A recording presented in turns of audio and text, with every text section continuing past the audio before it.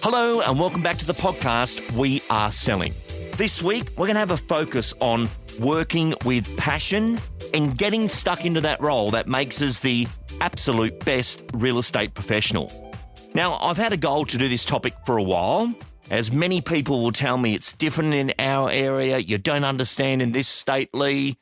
And after a while, you think, what if I just picked you up, took you somewhere else, made you start from scratch, how would you go?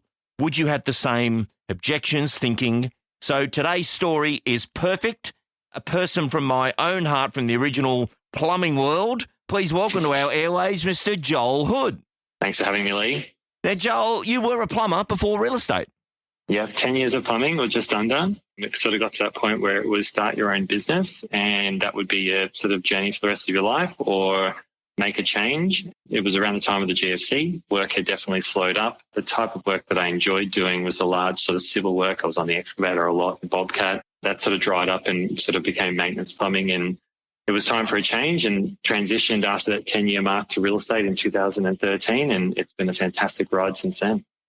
Now, Joel, today, your whole big story is you moved from Victoria to Queensland, and we're going to get into that part of our story because what you did in a cold start in an area where you are not brought up and what you did is a great lesson for anyone listening to this audio today who's about to hit reset.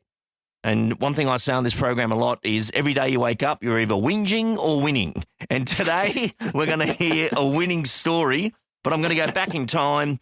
How did you actually get into real estate before we get into the full story? Yes, obviously, as I was saying, that the GFC hit and sort of, I was starting to do some fly-in, fly-out work, and I was recently married with a child, and I'd purchased a property, so I had a mortgage, and I think just looking at the long-term future, just doing the fly-in, fly-out wasn't ideal for my family in the long term. And my auntie and uncle owned a real estate agency, and I was very fortunate that they gave me an opportunity to start. I did resist it because I think that stereotypical salesperson was not me, with my experiences through purchasing cars and whatnot. And I was taught that was very much just the client has a problem and help them find a solution. And that obviously is how it kicked off. I started with them for about 18 months and I met a brilliant agent within the area that was heading in the direction of marketing and negotiation and a background of sales around psychology. And his name was Jared Carmen. And I jumped into his space and had a fantastic 5 or 6 years with him before making the move to Queensland. So when you went to move to Queensland, though, you didn't just continue on into real estate. You took a gig in corporate for Agents Agency. Take us into that. Yeah, so we ran at a pretty fast pace in Vic in real estate. It sort of grew an EBU, and myself and my 3 team members, we were doing about 120 deals a year, and we ran really hard, and we had strong growth within a short period of time. And when the move to Queensland came, it came for a few reasons, but one of them was diagnosis of my daughter, which wasn't a great one, and we thought the move was going to be better for her health, which it has been. And it was also to create some memories and do the things that we thought we'd do long term, but do it sooner. And came up, decided to go into corporate just to get away from the Saturdays. And as everyone knows in real estate, it is very much 24/7. So jumped into corporate in Queensland, and Agents Agency expanded in Queensland. And that role was to bring on officers and obviously just to assist them with growing their businesses, make sure they were the right fit for our business and vice versa. And enjoyed that for 18 months. It was really good. But as I said to you prior to this, that real estate agents are an interesting breed. And my passion was very much with clients listing and selling. It was a brilliant 18-month period, but my long-term future is very much in selling real estate. So much going on here in this interview. I just love it. Firstly, congratulations in your corporate role. You went from 3 to 22 offices. So that's an amazing effort to go into recruitment and get people to back themselves and do what you did with that particular model. In that time in corporate, and you're a very interesting tinkering brain type person, what did you observe of the agents trying to do what they do? And also, what did you learn from seeing the back end of business? It was interesting because it was a time where a lot of tech came into the space, and I feel like it was with a lot of distractions. And I think there was a lot of emphasis from the agents I was working with on looking for that magic bullet, and then looking at these distractions, thinking that they were going to be the things that were going to solve their ongoing problems. But the honest truth was the basics that, I was sort of brought up on with and had great success with were the very things that were going to get into the destination. So I learned about a lot of new software and tech and whatnot was coming in. There were certainly things that could fast-track agents and assist them with the day-to-day, but it just didn't take away from the basics that is our industry, face-to-faces, cold calls, and obviously getting in the door to speak to clients. So it was an interesting one in that I sort of rode the highs and lows with team members starting businesses, growing businesses, having issues with staff and trying to overcome that. But at the same time, it was very fortunate for myself because what it did was give me an opportunity to prepare for my own restart. And obviously in a different state, there is different legislation, there's different rules, buyer behaviour is very different here, conveyances are very different. And as I said, it just gave me a little bit of a look behind the curtain as to, what would be a good way to start Joel Hood Property Mark II. So Joel Hood Property Mark II launches. Where did you select and why? So I live on the Sunshine Coast in Queensland. I'm married with 3 children. They go to the local schools and play sport at the local clubs. And I think I'm a big believer in listing and selling where you live. Some people like to separate that. And I believe in the past, maybe I sort of thought that was something that you could do, but I just genuinely believe that if you come from the right place and you're at the coffee shop and you're at the school and, you're integrating with the local community. I personally coach my daughter's netball team.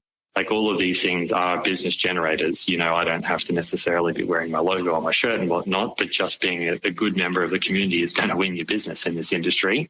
And we also sponsor a lot of these clubs. So obviously, yes, the branding goes up there, but they're seeing you face-to-face involved, helping their kids and helping the community.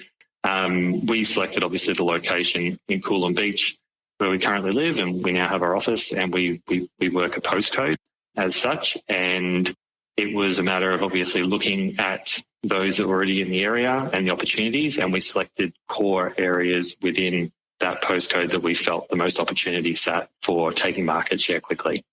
So let's get a snapshot. Where are we today with Joel Hood Property? We have an office.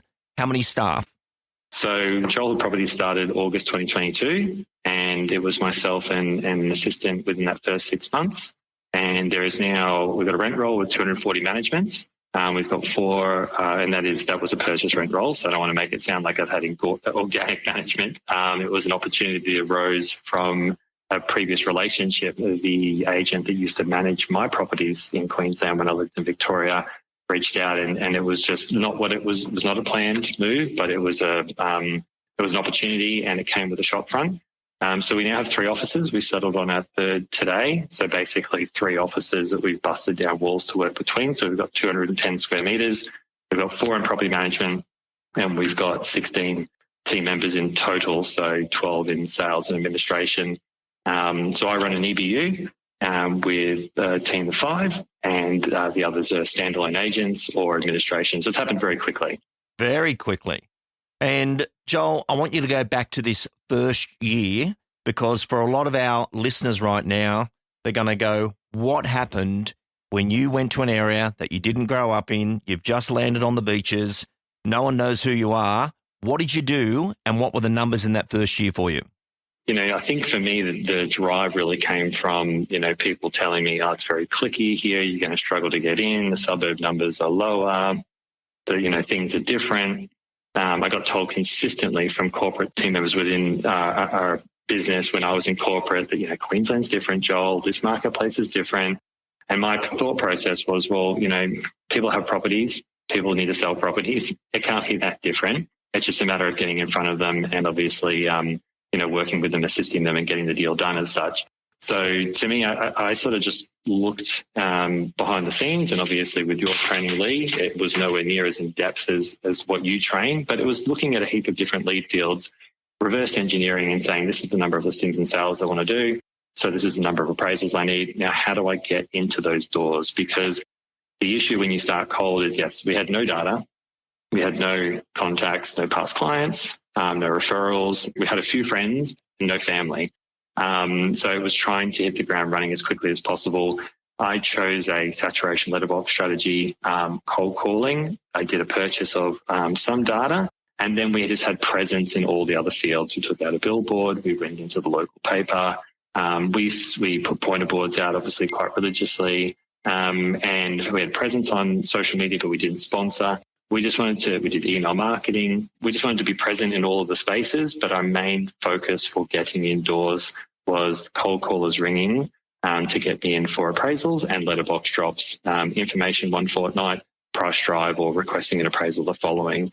And so we started August 2022. I literally just walked for 2 days straight, dropping, and I got my first call for an appraisal on the second day, listed my first property in the first week. And love it. Yeah, we were off very quickly. So it can happen quickly. And it's amazing when you're really desperate, just how well you can perform, because I knew I was on the back foot with that particular listing. They bought it 18 months ago from the local agent that was the leader in the marketplace with an office about 300 metres from their property. And essentially he had complacency, sent them basically the information, barely spent time sitting with them. I ensured that both stakeholders were at the property, and I think they could just feel the energy of how much I wanted to work with them, needed to work with them, and the service I was going to deliver. So I think when you go to a new marketplace, you just have to have pretty much almost desperation, but at the same time, making sure that you are working for the client and they can just see that you're the right person to be in their best interest to sell the property. Joel, I just absolutely love that after all these years, the price driver still gets people indoors. And I absolutely love that business energy trumps any brand, any profile in the world, because people can sense that hunger of, you really want this, and they think they're just going to get it. And I still love today, you don't have to be that good to be that good in the way of, not so much your knowledge, it's like fees. If your energy's low, your fees are low. If your energy's up, your fees are up. Your chances are up when your energy's up. Did they ask you the question of, Joel, have you sold any houses here? We don't know who you are. What was going on there? They didn't have to ask me. They did, but even the other agents were telling them. So the reality is it was amplified, and I actually addressed it. I thought there's no point in sugarcoating it. I'm just going to get to the point and raise the objection and get to the point and just explain, though. And this is the thing, for those that are moving to a new area that have done it before, it's a little bit different to someone who's starting completely cold. So the number one thing I'm pushing to any agent I speak to now is get trained up as quickly as you possibly can, because if you go to a new area or something changes, the knowledge that you have never does. And that's the thing I found, that I've gone into a marketplace obviously completely cold, but the skill set was there to understand the psychology of sales and how to execute, as quickly as possible. And I think, to me, that's just, as I said, something that just doesn't get taken from you. And when I sat with the clients and I simply said, guys, I understand your concerns and objections that obviously I haven't sold a property locally, or after the first couple, I've only sold a couple of properties locally. What I want to talk to you about is my history, but also I want to talk to you about is what I want to do for you and your property and how I'd like to handle the sale. And we got through that really quickly, and I found, we kicked off. So you asked for numbers. We went August 2022 to the end. We wrote 300K or just under in that time. So roughly, I think, about 15 to 18 sales in that first sort of 6-month period. Then we had great momentum going into 2023. So we just missed the million mark. We wrote 994. So I think somewhere in the vicinity of 40 to 50 sales in that calendar year. And this year, very excited. We've just literally cracked the 2 million mark. So I think we've done about 80 odd sales or 75, somewhere in that sort of realm. And we still got a few to do this side of Christmas, and next year we're going for 3. So, I guess to give people context, it happens very quickly, but it's really just been off the back of doing the basics and doing them well. Absolutely brilliant. And just for our listener, you were using a cold calling service. Explain that to us. Yeah, so essentially my focus was leveraging leads as quickly as possible. So I'm all for picking up the phone. I'm all for knocking on doors. I'm all for doing letterbox drops. I will do the work, but if I can get someone else to help me, I'm going to increase my business by 50%. I'm going to do it a hell of a lot quicker. So I purchased data, clean data in the area, and I was making sure that I did a letterbox drop around an area, and then they would cold call around that area. So it was amplifying. And then I had an appraisals in your street pointer board as well. So I was visual. So I was just trying to get that recency effect of being present everywhere. I'm not a pusher. My feedback to the cold caller on my behalf was to ensure that the Joel Hood property brand came across friendly, information was being given, and and that if they wanted an update, then I'm more than happy to pop in. And I don't care if I'm sipping coffee with, Nana. I just want to start generating relationships in the area. And I think in that first 6-month window, 30% of my appraisals came from letterbox drops, 30% came from cold calling, and the final third were literally just, open homes, a little bit of market presence, the odd referral here or there, catching people on the street, local community and whatnot. But the 60%, just, pretty much around the 2/3 was cold calling and letterbox drops. Absolutely fantastic. And just love how you've shared your story with transparency to the consumer, considering, okay, what's your story? Like, you don't have to be in the area for 100 years to be known. And I think more than ever now, people want to know you, that you are capable. And as you interview the owner, they get to know who you are based on how good you are at interviewing them to find out. And as you said before, what are you fixing? Like, every person we represent in a marketplace has a current situation. And that current situation is, whatever that reason is for that owner. And then you're not from Queensland, but you are from real estate. There's certain skills that the Melbourne market has that the Queensland market doesn't, especially in the area of accelerated sales. Joel, why do you think those initial 50 listings listed with you? Energy and passion, there's no doubt. And I do say to team members that there's no point in being 60% productive for 52 weeks of the year. You're better off take your bloody holidays. And I need one at the moment, and we're very close to having one. But I made this decision, obviously, when I took my holidays early in the year, and we've grown quickly. But I'd rather be 100% productive for 46 weeks of the year. So I think the clients picked up on that energy. And, we do live a pretty healthy lifestyle in Queensland. We're up early. I'm in the surf.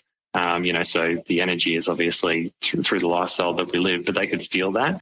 The other thing is very much just around, I believe, being present with the client and asking questions. So all of my business is question asking and good questions. That maybe there was a point of difference instead of selling the agency or the agent and asking the client situation and then basically diagnosing the best move forward from there. I think maybe it was a slight point of difference. And again, just very fortunate with the people that I worked with in Vic and the training that I did receive there. But I feel like maybe that was the point of difference. And, you've got to look at your strengths and weaknesses. And some people would think, I'm from another state and I'm not local and I didn't go to the local school. Well, maybe turn it on its head and say, okay, well, what are the advantages of that? And for me, it was that I worked in a very professional, competitive marketplace. And we do have a lot of Victorian purchasers here in Queensland. I can relate to them. So, okay, let's talk about how I can relate. What are their expectations? What am I going to prepare for them? Because a lot of Queensland sellers want to sell to a Victorian buyer because the premise is that they will be in a good financial position to pay the best price for their property. So I think it's just looking and going, okay, well, what are the negatives? What are the weaknesses? Well, what's actually the strength that comes out of that? And that's what I put forward to the client in the lounge room. Love it. As we listen to this as humans, there is so many people that buy into the fact that I'm not from Queensland, I didn't grow up here, and they actually make that the problem themselves. And I'll have people explain that to me and I'll go, yeah, how's that serving you? They go, what? What you've just said 14 times in a row to me, how's that serving you? The one that brings it up all the time is you. Yeah. Why does that matter? I've got to ask you this question. Were you scared opening up? What was going through your mind? No, I think if I had had a completely, start the transition directly from Victoria and up to here, then maybe there would have been a bit more hesitation and I maybe wouldn't have been as organised to get going from the beginning. I think working in that corporate role and meeting with Queensland agents and understanding differences in legislation and the differences in, the way the rules are around listing and selling property in Queensland, because there are definitely differences, good ones that in Vic, auction must give a price guide. In Queensland, it's the polar opposite. You are not allowed to give a price guide. And I work from a place of transparency with my negotiations and conversations with buyers and sellers. So that was a little bit foreign and difficult. But that time in corporate gave me that flexibility that time to sort of adapt to how I was going to go about it. I didn't have nerves. I think this is, again, the big thing. I sort of push people. You've got to be on the border of confidence and arrogance. You definitely don't want to be stepping into the arrogant side. But you absolutely have to have confidence, because the sellers want to work with you if they like you, but they also want to know, can you handle their biggest asset? And, because you'll look at people in your marketplace and you think, that's not a nice person. Why are they selecting that person? Well, that person has confidence that they're going to deliver a brilliant result. And ultimately, this client is relying on every cent from this sale for their next move in some way.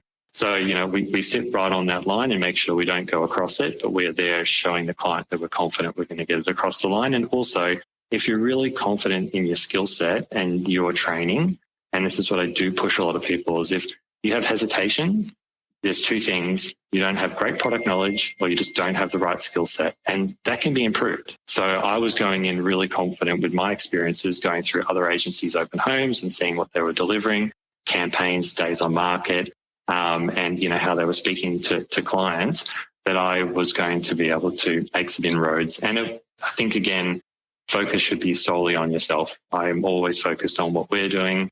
Of course, you keep an eye on the competition and you do a little bit of a review, but you shouldn't be focused on what everybody else is doing. You really should be focused on your path and obviously what your goals are. Absolutely amazing. You would have hit the fork in the road also of, do I stay Joel Hood solo agent with 2 leverage agents and assistants, essential services from agent's agency, or do I grow into a full-blown real estate office? Was that a decision from the beginning, or was it naturally the fork in the road? No, it was just organic growth, Lee. I definitely did not have this vision that within, 2 years we would have the 3 offices and 15, 16 team members. That was not the goal. But I think we had people there's a few that we did obviously reach out to hire. But they needed, because we had gaps we needed to fill very quickly. We'd gotten to a point and we definitely needed that extra level of support. So we thought, well, we're not just going to all run at 120% here. We're going to bring people in to help us and have a life still. But organically, we had team members reach out, and that was just no different to myself reaching out to Jared in Victoria. I saw what he was doing. I believed in his vision and his path, and obviously the feedback he was getting from clients in the marketplace, and I wanted to be a part of that. And I think we've sort of attracted, and the great part about that is that because we've attracted those sorts of people, they're very similar to us. The Christmas party we recently had was an absolute ball because the people in the office and their partners were all very similar and like-minded. So no, it was organic growth. And for me personally, I'm confident if you call me in a couple of years' time, our business won't expand too far beyond where we're currently at. You have to know your limits. And I can tell, for me, it's always been about listing and selling property. I want to be a selling principal. I want to be involved with my clients on the ground. And this is a size where I think we can service our clients well without it becoming too big.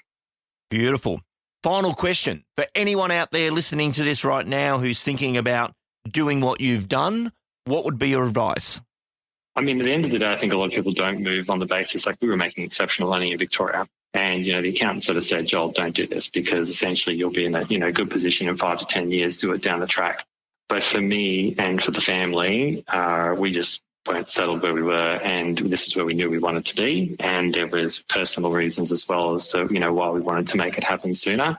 So we were doing it for the right reasons.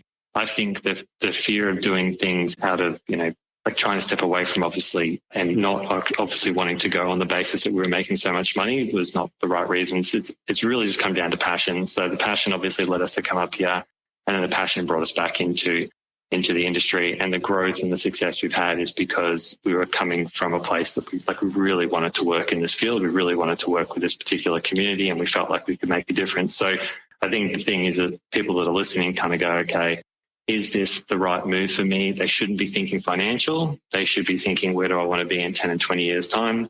And, one day you'll be laying in the lounge room, you'll probably have an agent come in, you'll be in your mid-80s looking to sell your final asset, and, you'll be ready for life to be over, and you want to look back and go, geez, we had a great trip and we did what we wanted to. And I think that's for me now. I go, this is exactly where we're supposed to be. And I'm in for a great 50 years, hopefully 60 years before it's my time. Amazing. Well, Joel, we are very looking forward to seeing you at the Complete Salesperson course. You've got yourself and 9 of your staff coming along, which is going to be wonderful. The Queensland marketplace is always an exciting group of agents that turn up. I want to thank you for appearing on We Are Selling with your unique and brilliant story. Congratulations, and we'll see you in 2025. Thanks, Lee. Looking forward to it next year.